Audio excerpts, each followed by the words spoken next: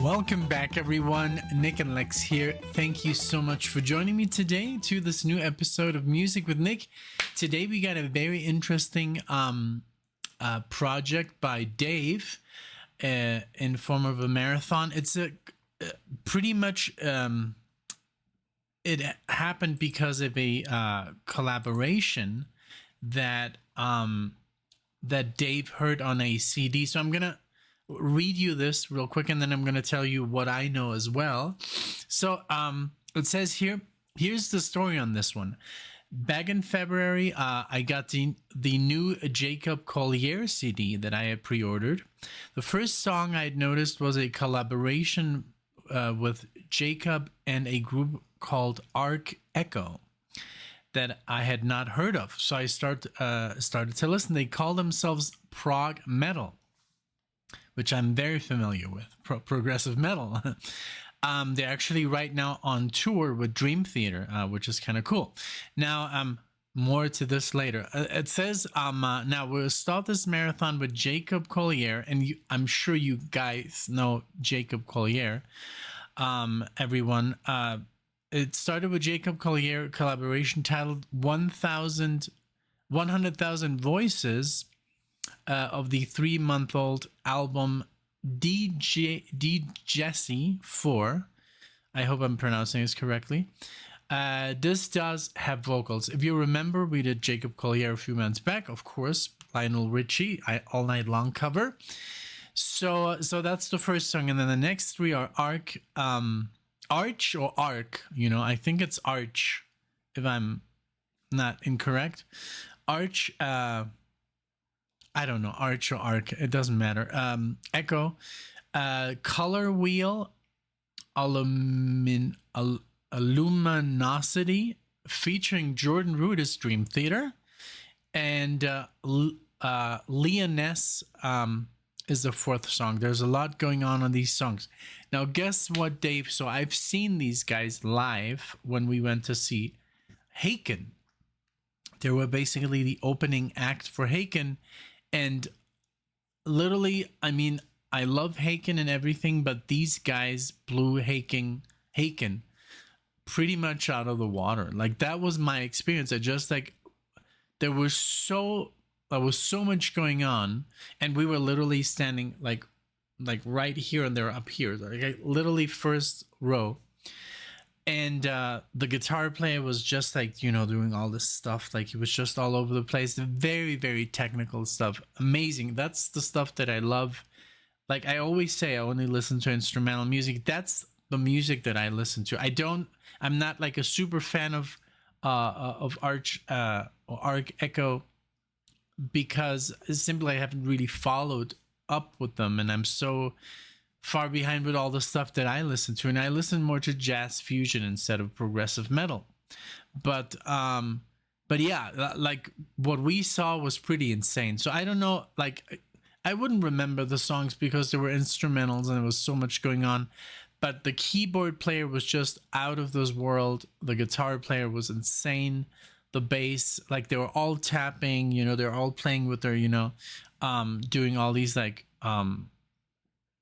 you know, legato arpeggios and stuff, and really, really cool. And they had a rhythm guitar player. The drummer was amazing. So just like the whole package, wonderful. So I can't wait to listen what, you know, Jacob Collier did with them, and then their 3 songs. So I'm super down for this. And I was gonna just post the other day some progressive metal that I'm into called Watchtower, which is led by amazing musician Ron Jarzombek. And I'm sure these guys, if Arch Enemy, Arch Enemy is another band. I'm sure they know Ron Jarzombek. I mean, any guitar player who likes to play technical stuff knows Ron Jarzombek. You know, it's like he's just not that well known, but he's pretty much up there with, you know, John Petrucci or anyone, you know, that is into like the whole shredding and stuff, Greg Howe, and, you know. So yeah, this is going to be fun. So give me just one moment. I'm going to pull up all the songs and let's go. All right. So before we get started, again, thank you so much, Dave, for sponsoring the marathon. I appreciate it. And thanks everyone. You know, if you like Jacob Collier, you might be in for a surprise because this is not your typical rock, you know, music, not your typical metal. This is very technical. Even though I haven't heard it, I know what I'm getting into. So I'm gonna love this, you know, but just like fair warning, you know, this might be a little bit out there, but I'm sure you can have a good time. You know, if you like prog rock, this is just like the next phase. You know, these are all guys in their 20s, maybe I don't know, maybe early 30s, or very young kids, and just playing, you know, full potential on their instruments. And so is Jacob Collier. He's like a genius, but so are these guys. These are not to be underestimated.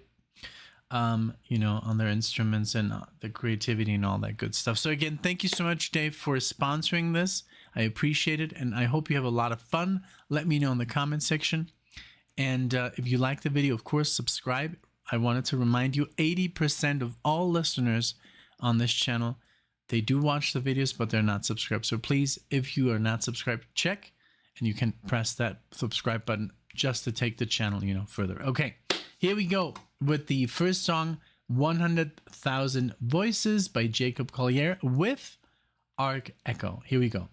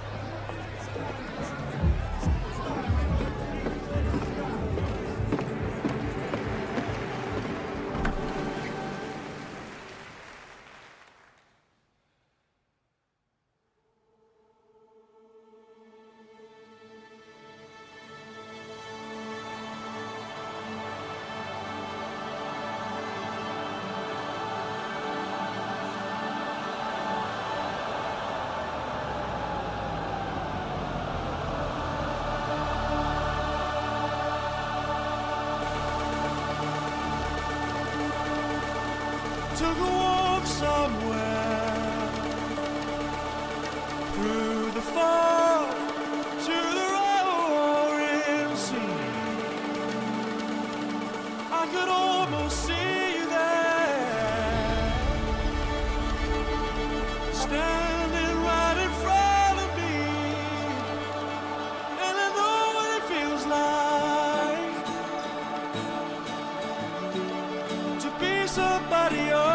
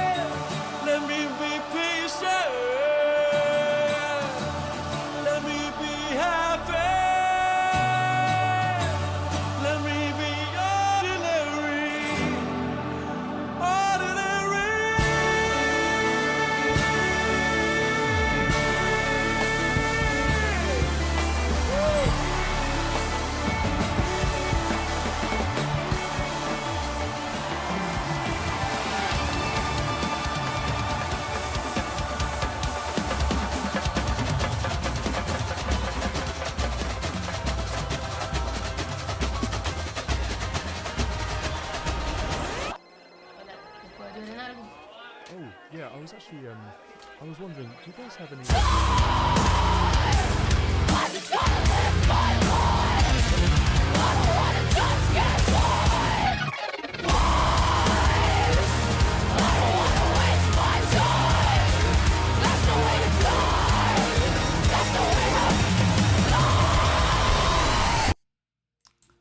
Okay, that's how it's literally like ended with some like death metal almost, because I know they don't sing, right? So that was, I don't know if that was Jacob at the end going into the next song, but that was pretty cool. I mean, the keyboard player in this band is insane.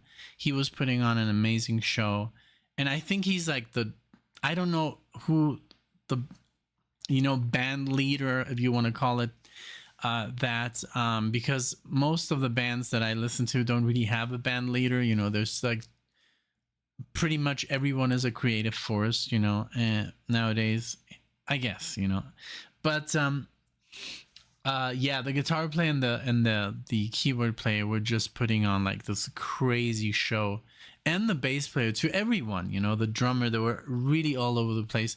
But yeah, no, this was very enjoyable. I just love Jacob's voice. You know, it's very, very beautiful, you know, to listen to. And this music had, I don't know, it was like, you know, at the end it was a little bit confusing. It had a little bit of, you know,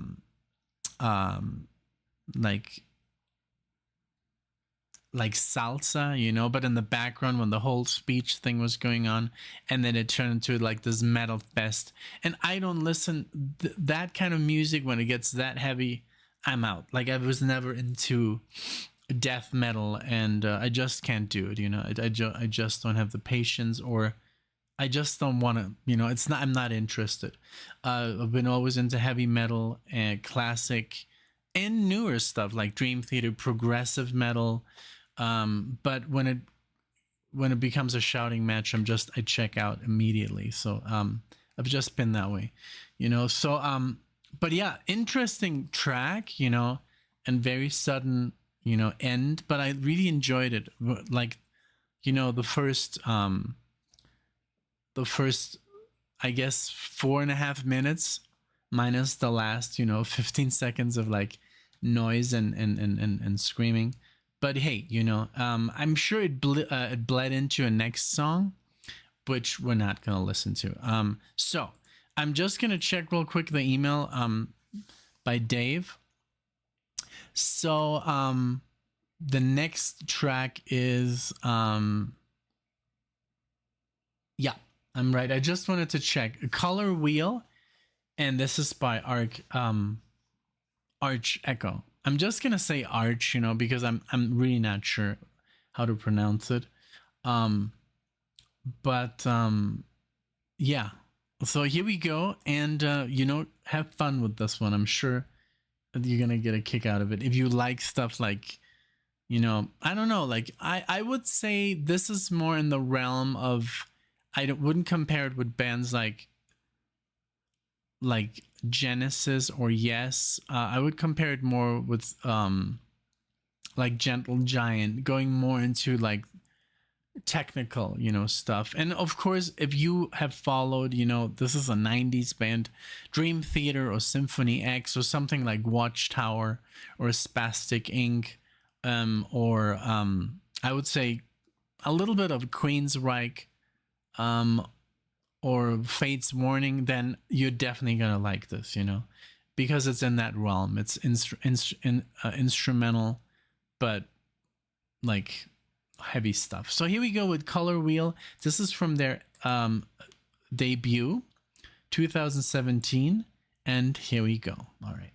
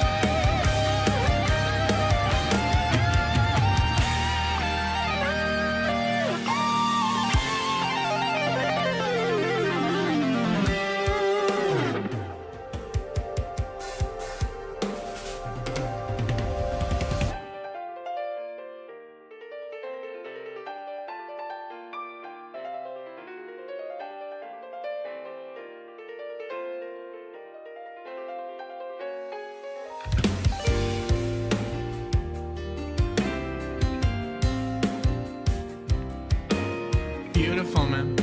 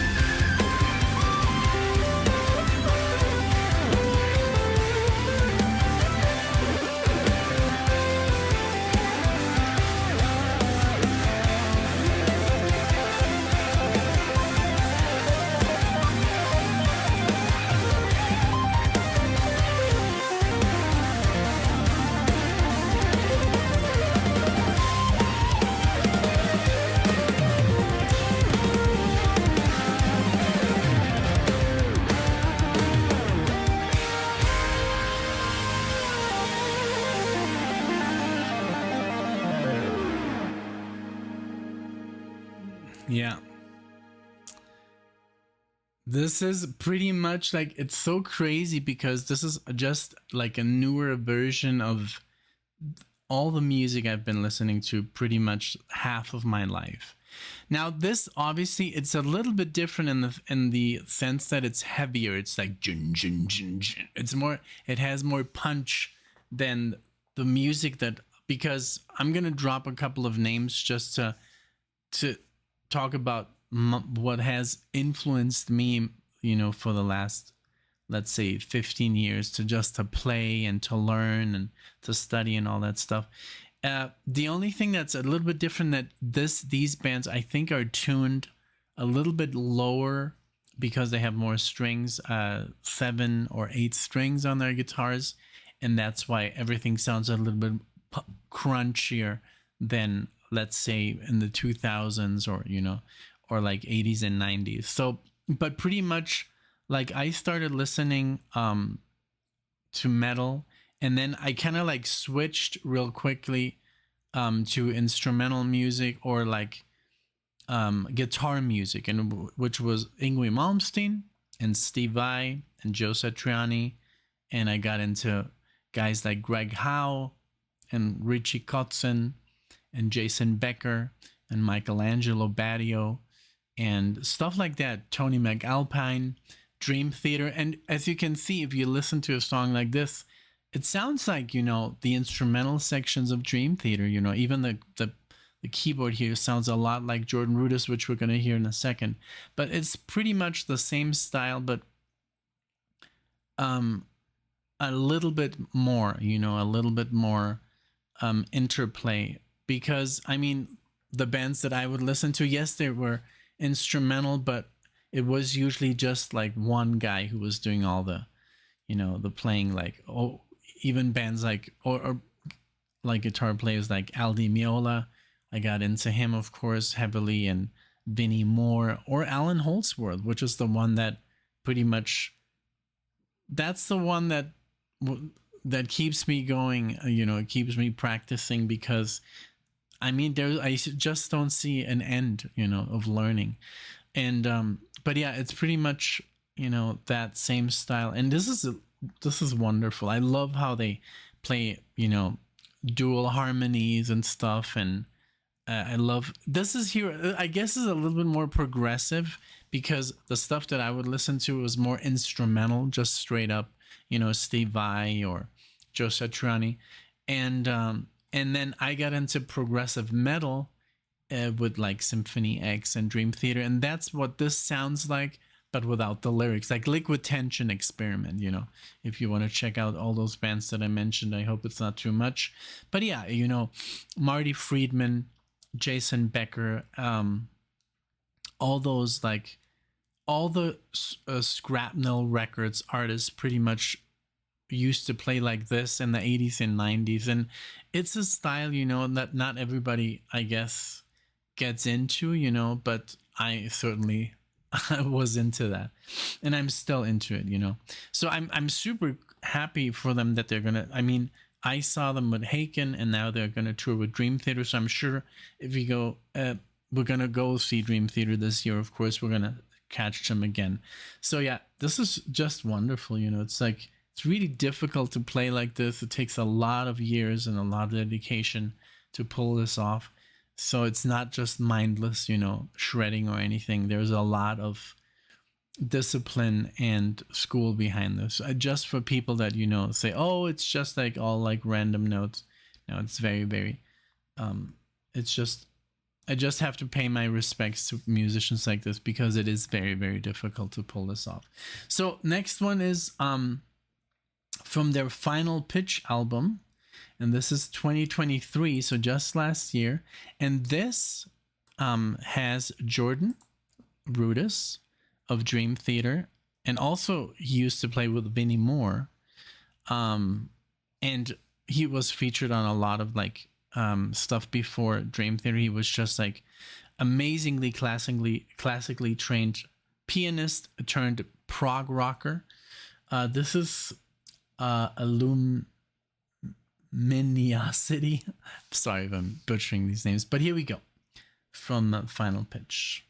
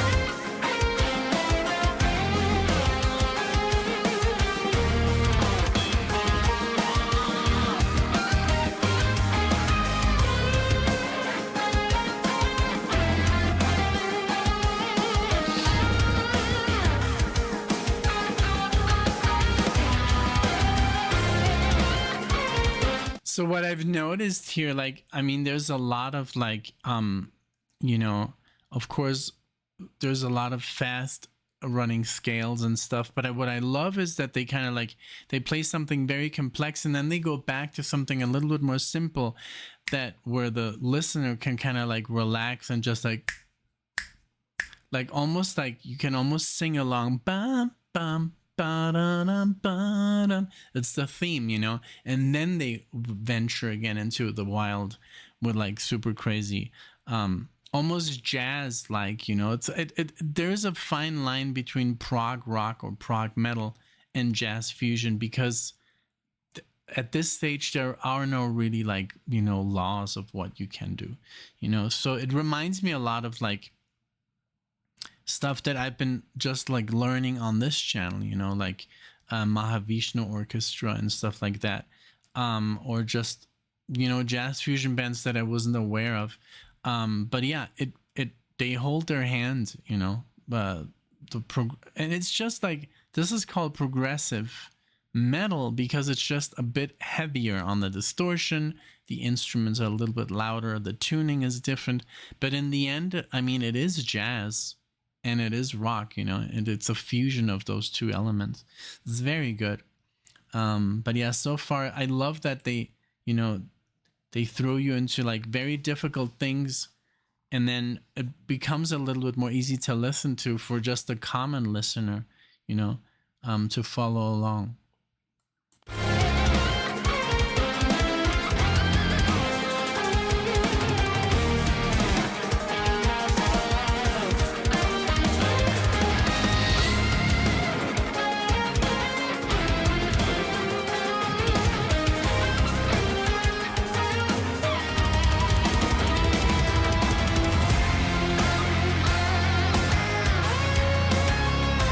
How heavy is?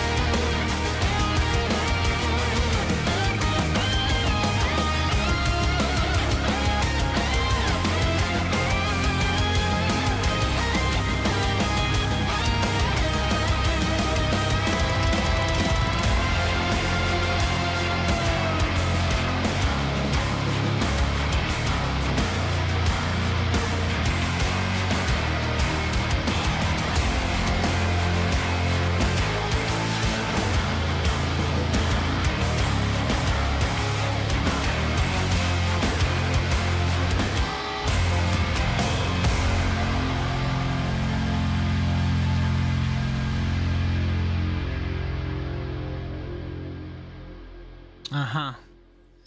So see, so there is something here that I would like to read. I was just trying to figure out the tuning, but it's also like compared with gent. I don't know, gent is more like like that kind of like. I mean, I think the guitar, the rhythm sounds a little genty, you know. But look at this, for example, Echo is the brainchild of 5 musicians who wish to push the envelope of modern music. Their goal is to create music that's not only complex but accessible to the listener, delivered with passion and enthusiasm. But that's the thing.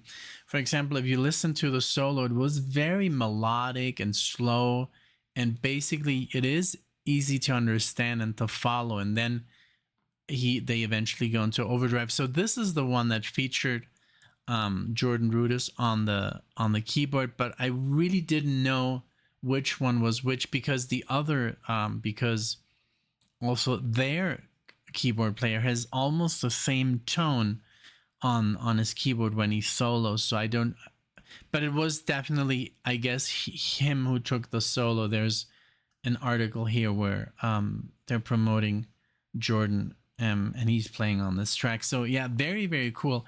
And the guitar player, I mean, it's so cool because it's a technique between, you know, legato playing and hybrid picking, and, you know, doing all these like arpeggios and things, and also you know, basically you extend them with the right hand does all this tapping, and it's just a technique that's very difficult to master, and it's very fast and also very clean. So these players, you know, they empathize on sounding as clean as possible, and also obviously very fast, but without losing, you know, without making it boring or anything. You know, there's a lot of melody, and it's just like not just like there's some players who play very fast, but it just gets boring because there is no intermediate, like there is no interplay. It's just speed. And what I like about them is, you know, they kind of know how to mix it up, not to oversaturate. I think, you know, the distortion is a little bit, but I'm more old school. You know, I've been listening to this kind of music, and back in, you know, like the early 2000s, nobody was tuning their guitars that low. That's, I think, the only thing that I have to get used to, that these are I don't know, I think drop D is not even low enough, you know, but they're definitely not in 440, you know, with the E string that is in 440. It's because they have sometimes 7 strings, and I don't even know, I've never owned a 7-string guitar, but I was this close to buying one. But yeah, you can get a very heavy, because if you tune your I don't even know which string that would be. I think would there be another B string on top? I don't know. But yeah, I mean, that's why it also sounds like like that, because it's like playing, you know, like almost like a bass with distortion, right? But it's part of the guitar. All right. Okay, so the next one, but yeah, so far amazing, you know, just amazing tracks. This is Leonessa, and this is from their album called Story 1, and this is from 2020. One moment. All right, here we go.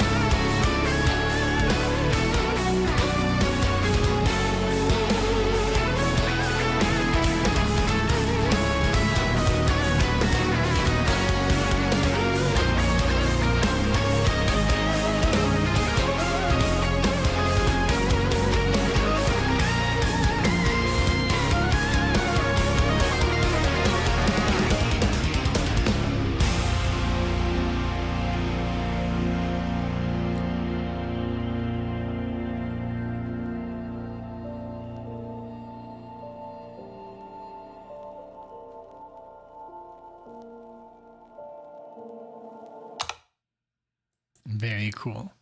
Yeah, so I looked up here. I don't know why they're not on Wikipedia. That's kind of bizarre because they have released, enough. But it says here Arch Enemy, Jesus.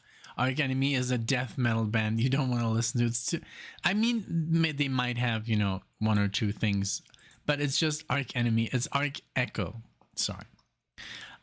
Is the reunion of experienced musicians with producer and composer Joey Izzo, I think that's the keyboard player, Adam, I'm going to butcher this, Rafkovitz on guitar, Adam Bentley, engineer and composer and guitarist, Joe Calderone, bass, and Richie Martinez on drums.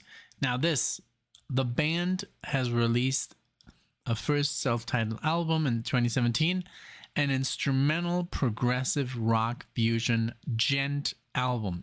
So that's pretty much what I was saying. It is, it is instrumental, it is proggy, it is rock fusion, and it's gent. The only thing I can't get used to, I think, is the gent, because I've never played guitar like that. I think it's simply not necessary for my, for me, I'm just speaking about my taste. That's what throws me off a little bit, that constantly the jin jin jin jin jin jin jin. That is the only thing I can't get used to, but that's just me because I'm old school, because I listen to a lot of 70s and 80s and 90s fusion, and that's where basically there is no like distorted guitar doing like power chords or fifths or whatever. I don't even know what they're called when you're in this tuning. So and then it's in the style of Animals as Leaders, very good example, and Periphery, which is I think Tim Henson's band. But yeah, I just don't follow bands like newer bands, but as you can see, music is in a good place because there's kids, or well, I mean, they're not kids, but they're like, in their mid-20s. For me, people in the mid-20s are kids.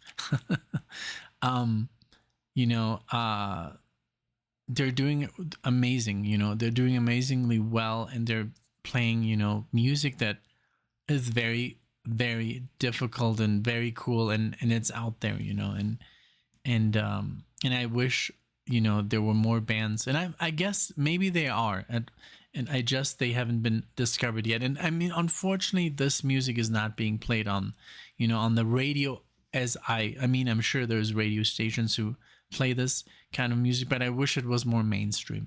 That's the only thing. But I guess, this kind of music has never been super popular because it is, you have to have a certain musical, not knowledge to enjoy it, but I guess you have to be into certain music that's just a little bit more out there, like, I don't know, like, bands like Chick Corea, Weather Report, stuff like that. You have to be into that kind of stuff, and you don't hear that on the radio. You have to tune in to the jazz stations or to the rock stations, right? So that's, for example, a problem that Alan Holdsworth had. He had like, yeah, the rock stations tell that my music is too jazzy, and then the jazz stations say that my music has too much rock. So that's the problem with playing rock fusion or jazz fusion, that it's, some stations just don't know what to do with it, or don't understand it. But this was awesome. This was super cool. Thank you so much, Dave, for choosing something completely different. And, that's what the channel needs, a little bit more variety. And it's always very welcome, like, the weirder, the better. We play a lot of popular music, but I love when it also comes into like more different territory, different style of music, and a little bit, I'm sure a lot of people are going to discover this band for the first time, and hey, maybe you're going to go see them. I saw a lot of older people at that concert, and I don't see old, I mean, maybe, 50s and 60s. I mean, there were a lot of young people there, but there were also a lot of, classic rockers there enjoying the hell out of this. So yeah, so just, throwing it out there. And then of course, Dave, if you want a list of all the artists that I used to listen to, I would love to make you a list, an email, and then you can check out all those bands, because maybe you don't know them, you know. So, but it's just like I just feel that all these bands are an influence on this band. All right, well, again, thank you so much, everyone, for being here. I hope you enjoyed. Give the video a like if you did. And yeah, thank you so much, Dave. I'll see you all in the next one.